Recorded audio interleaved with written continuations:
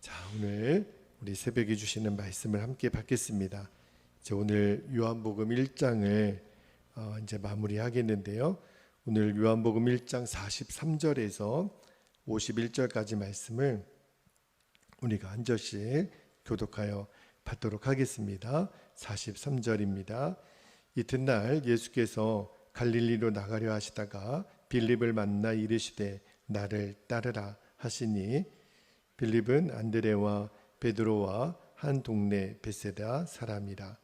빌립이 나다나엘을 찾아 이르되 모세가 율법에 기록하였고 여러 선지자가 기록한 그 일을 우리가 만났으니 요셉의 아들 나사렛 예수니라. 나다나엘이 이르되 나사렛에서 무슨 선한 것이 날 수 있느냐. 빌립이 이르되 와서 보라 하니라. 47절. 예수께서 나다나엘이 자기에게 오는 것을 보시고 그를 가리켜 이르시되 보라 이는 참으로 이스라엘 사람이라 그 속에 간사한 것이 없도다. 나다나엘이 이르되 어떻게 나를 아시나이까. 예수께서 대답하여 이르시되 빌립이 너를 부르기 전에 내가 무화과 나무 아래에 있을 때에 보았노라. 49절. 나다나엘이 대답하되 라비여 당신은 하나님의 아들이시요 당신은 이스라엘의 임금이로소이다. 예수께서 대답하여 이르시되 내가 너를 무화과 나무 아래에서 보았다 함으로 믿느냐. 이보다 더 큰 일을 보리라. 51절 함께 읽겠습니다. 또 이르시되 진실로 진실로 너에게 이르노니 하늘이 열리고 하나님의 사자들이 인자 위에 오르락내리락 하는 것을 보리라 하시니라. 아멘. 하나님의 말씀입니다. 이제 오늘 본문으로 요한복음 1장 말씀이 마무리가 되겠는데요. 오늘 설교 제목이 43절에 빌립을 예수님 만나셨을 때 부르는 명령이시죠. 나를 따르라. Follow me 그런 제목인데요. 오늘 이 제목으로 말씀을 나누고 기도하겠는데 제가 조금 전에 대표를 기도했을 때처럼 우리가 누구를 따라 사느냐가 우리들의 인생에 있어서 정말 중요한 문제예요. 왜냐하면 내가 따라가는 그 대상이 내 인생을 결정하기 때문에 그래요. 전도를 하다 보면 어떤 분은 그런 이야기를 하세요. 저는 누구도 따라가지 않습니다. 나는 나를 믿고 내 인생은 내가 결정합니다. 이렇게 얘기하시는 분들이 간혹 계세요. 나름 소신도 있고 자기 열심도 있어 보이지만 그러나 잘못된 사상이나 사기꾼이나 이단에 빠져서 인생을 망치는 것보다는 나을 수 있을지 모르겠지만 결국 마지막은 똑같아요. 왜냐하면 에베소서 2장 2절 3절 말씀을 한번 볼게요. 에베소서 2장 2절에 그때 너희는 그 가운데서 행하여 이 세상 풍조를 따르고 공중의 권세 잡은 자를 따랐으니 곧 지금 불순종의 아들들 가운데서 역사하는 영이라. 3절에 전에는 우리도 다 그 가운데서 우리 육체의 욕심을 따라 지내며 육체와 마음에 원하는 것을 하여 다른 이들과 같이 본질상 진노의 자녀이었더니.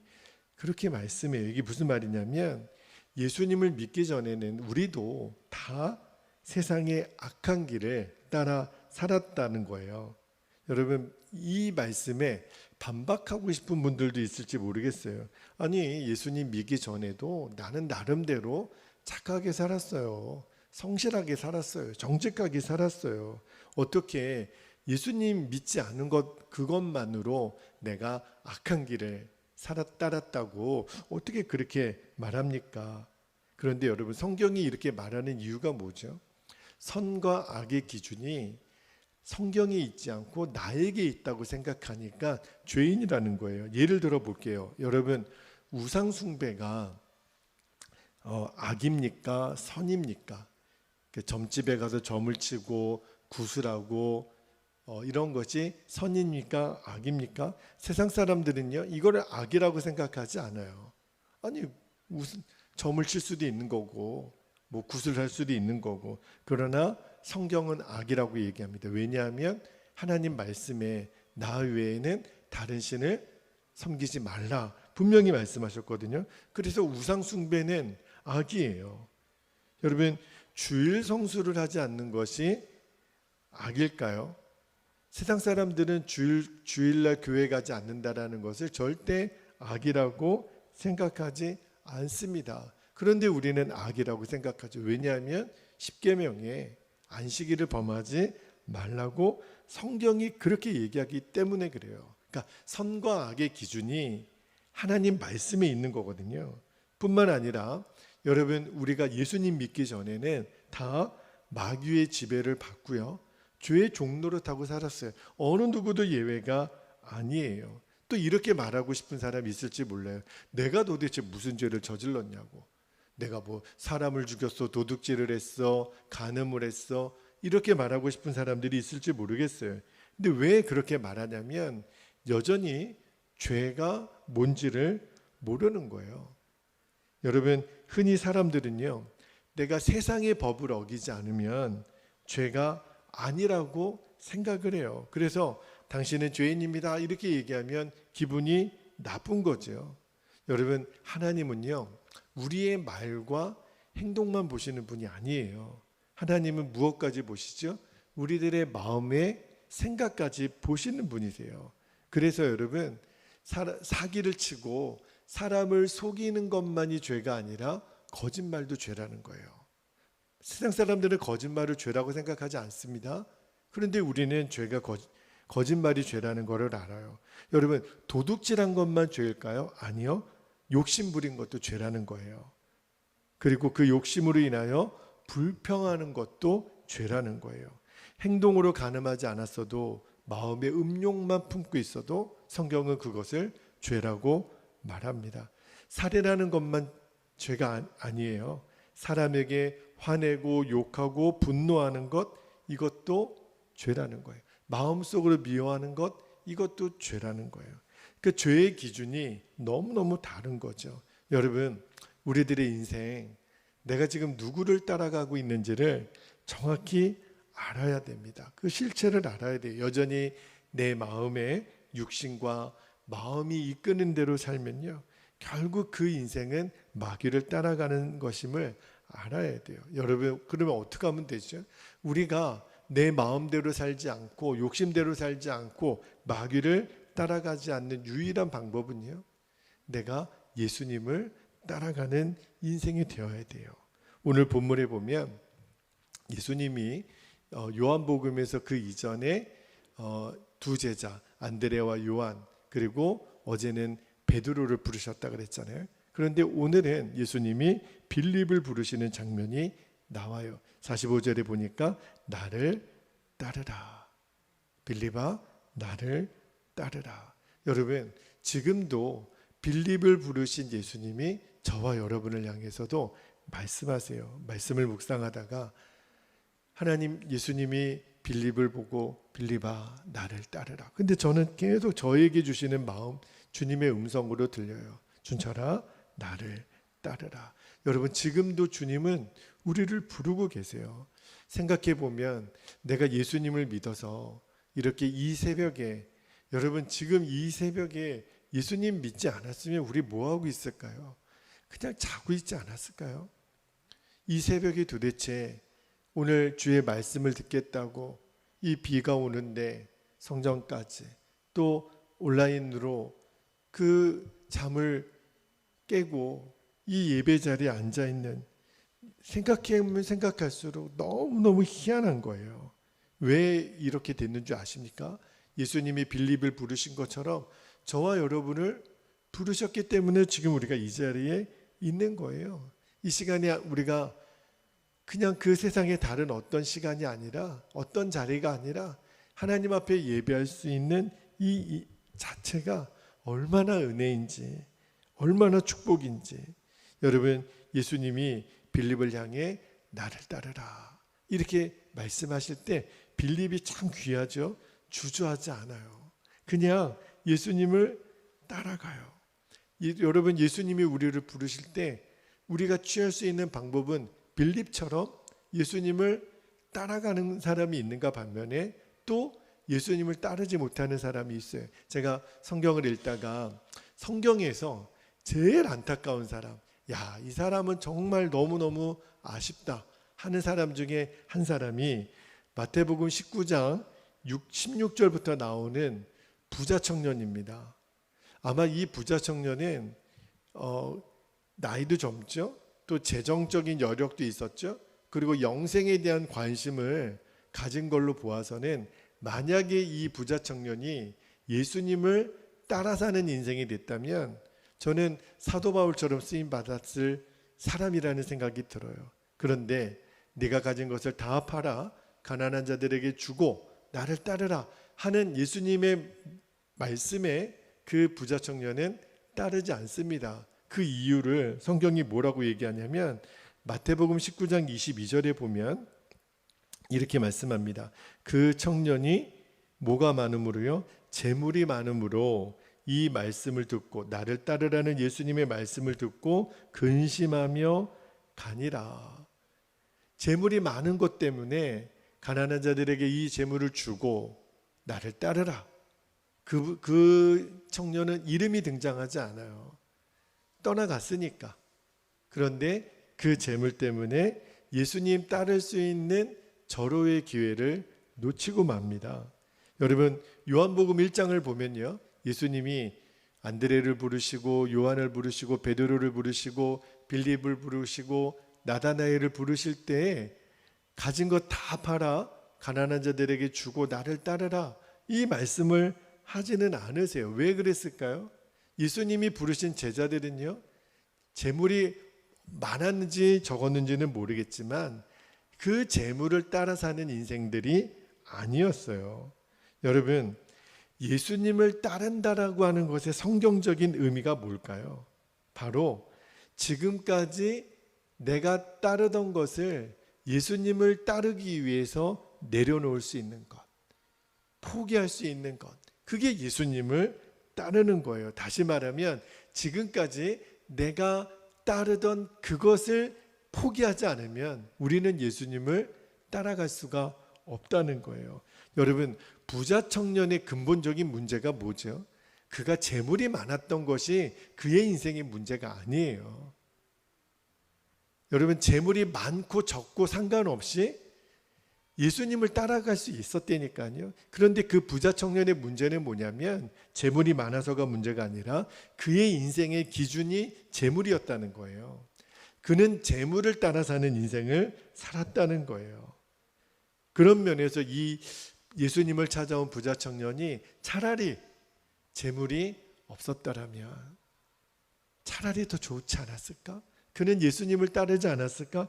그런 생각이 드는 거예요. 그러므로 그 부자 청년에게 있었던 재물은요, 그의 인생의 절대 복이 아니었어요. 오히려 저주가 되고 맙니다. 차라리 재물이 없었으면 그는 예수님을 따를 수도 있었을 텐데. 여러분, 꼭 기억하셔야 돼요. 우리들의 인생에 있어서 제일 잘한 선택, 우리들의 인생에 있어서 제일 큰 복은 바로 예수님을 따르는 삶이에요. 오늘 그 열매로 우리가 지금 예배 자리 있잖아요. 우리는 지금 하나님 앞에 있는 거거든요.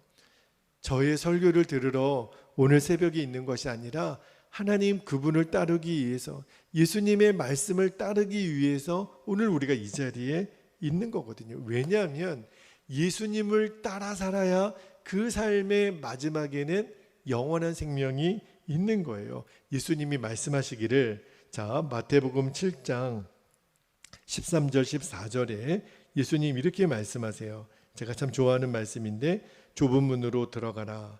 멸망으로 인도하는 문은 크고 그 길이 넓어 그리로 들어가는 자가 많고, 14절에 생명으로 인도하는 문은 좁고 길이 협착하여 찾는 이가 적음이라.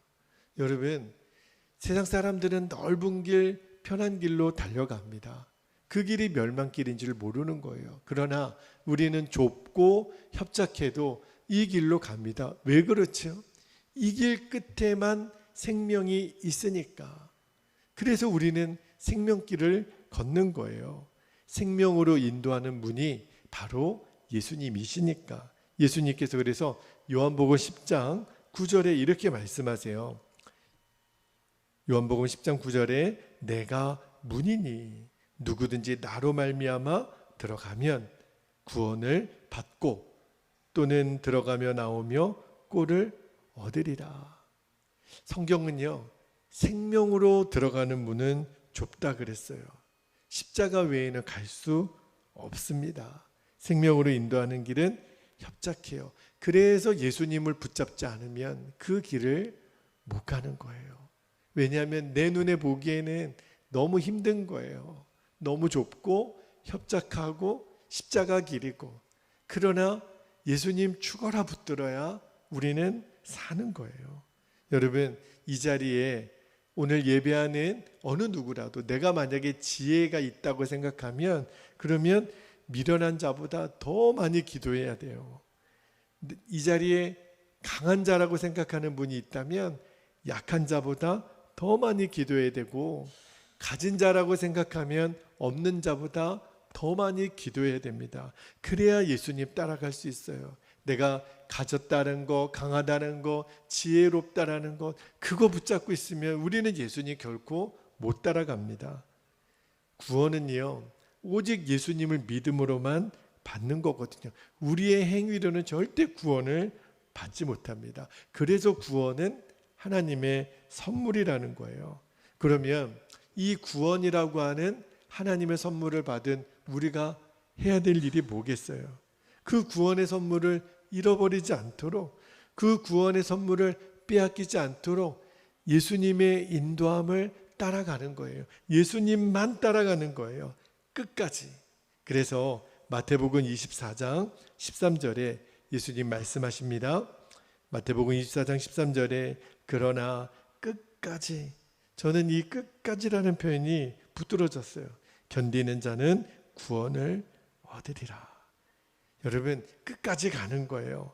믿음으로 얻은 구원을 끝까지 지키라는 거예요. 때로는 환난과 핍박이 오죠. 고난이 오죠.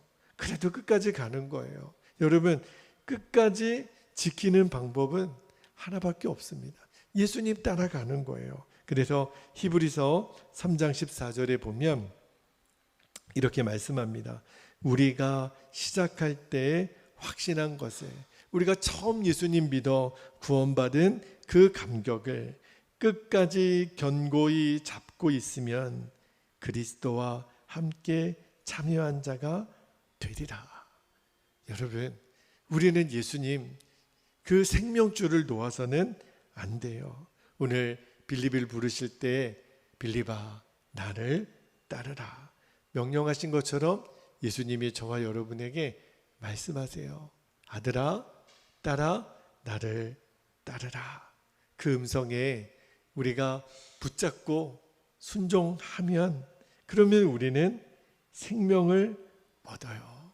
여러분, 천하를 가져도 내 생명 잃어버리면 무슨 의미가 있겠어요? 여러분, 예수님의 음성 나를 따르라. 부자 청년은 재물이 많은 거로 근심하여 떠나갔다 그랬어요. 그러나 오늘 우리는 빌립처럼 아멘입니다. 주님, 예수님, 저는 예수님만 따라갑니다. 기쁨으로 따라갑니다. 그 길이 좁아도 협착해도 예수님만 따라갑니다. 매 순간, 우리는 매 순간 예수님 따라가는 삶을 결단해야 돼요. 마귀는 우리를 늘 속입니다. 너 이래도 예수님 따라갈 거야. 내가 이것을 주는데도 너는 떠나갈 거야. 내가 이 재미, 너가 원하는 거 다 주는데도 예수님만 따라갈 거야. 물론이지. 마귀야, 떠나가라.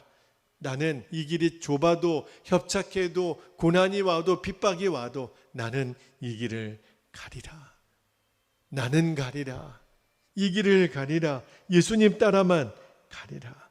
매일매일 매 순간 결단해야 돼요. 그렇지 않으면 우리는 또 무너집니다. 그러나 우리가 예수님 따라갑니다. 이 결단을 하면 예수님이 나를 이끄세요. 저도 처음에는 내가 예수님을 따라가는 줄 알았어요. 그런데 예수님이 나를 이끄시고 계시는 거예요. 내 육신의 눈으로 보이지 않아도 지금 하나님의 그 어마어마한 사랑의 손이 저와 여러분의 손을 잡고 끌어당기고 계세요. 아들아 같이 가자. 나를 따르라. 여러분 그 손을 놓치지 않게 되기를 바랍니다. 그 손을 꽉 붙잡게 되기를 바랍니다. 내 노력으로 어떻게 하겠어요? 그래서 나를 이끄시는 그 주님의 은혜예요. 이거는 말할 수 없는 은혜예요. 내가 뭐라고, 내까짓 게 뭐라고 나를 따르라고 주님 말씀하시겠어요? 그래서 우리는 나를 따르라는 주님의 음성이 감사한 거예요. 고마운 거예요. 감격인 거예요. 오늘 이렇게 예배할 수 있는 이 시간이, 이 자리가 정말 복인 거예요. 이 땅의 많은 사람들 가운데 나를 택하여 따르라고 부르신 것이 얼마나 감사해요. 여러분 이 감격에 오늘도 우리가 기쁨으로 감사함으로 예수님을 따라가는 인생, 예수님과 함께 가는 인생, 예수님의 인도함을 받는 인생 꼭 되시기를 주의 이름으로 축복합니다. 이제 우리 함께 기도하겠습니다. 오늘도 우리가 두 번 나눠서 한꺼번에 기도하겠습니다. 두 가지 기도 제목으로 함께 기도하겠는데요. 첫 번째, 어떤 대가를 치러서라도 오직 예수님만 따라가는 삶이 가장 복된 인생의 선택임을 알게 하옵소서. 이미 여러분은 복된 선택을 하신 거예요.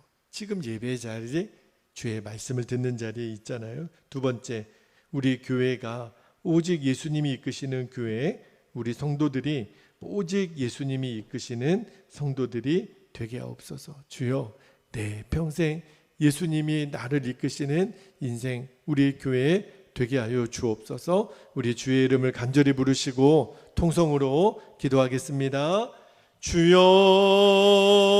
주여, 아버지 하나님 은혜와 사랑을 감사합니다. 오늘도 빌립을 부르시면서 나다나엘을 부르시면서 나를 따라오너라, 나를 따르라. 아버지 하나님, 오늘 주의 음성 따라 오늘도 우리가 이렇게 기도의 자리에 순종했습니다. 오늘도 성전에서 또 우리 온라인에서 내가 서 있는 그 자리에서 아버지를 따르고자, 예수님 따르고자 오늘도 기도합니다. 아버지 하나님, 우리들의 육신은 연약한 것을 내가 잘 알고 있습니다. 우리들의 육신은 날로 후퇴하지만 그러나 내 속사람은 날로 강건해지게 하여 주시니 감사합니다.